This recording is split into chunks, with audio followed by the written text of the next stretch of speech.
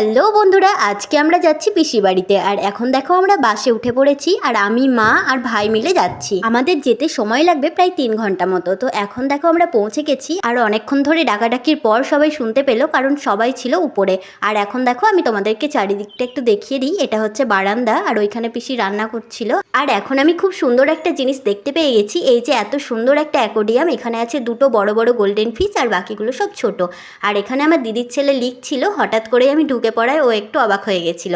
আর এখানে মা আর পিসি গল্প করছে, আর আমরা সবাই মিলে একটু ঘরে বসেছিলাম। ভীষণ গরম পড়েছিল আজকে। এই ঘরটা ছিল ভীষণ গরম। আমি ভেবেছিলাম দুটো জানালা আছে, তারপরে অনেকগুলো গাছপালা আছে, হয়তো ঠান্ডা হবে। কিন্তু আজকের দিনটা যে এতটা গরম পড়েছে, কোনো জায়গায় এসেই মনে হয় ভুল করে ফেলেছি। তো যাই হোক, কিছুক্ষণ রেস্ট নিয়ে আমি বেরিয়ে গেলাম একটু বাইরে বারান্দায়, আর দেখছিলাম ভাই আর ঋদ্ধি মিলে খেলছিল, আর মা ওইখানে রান্না করছিল।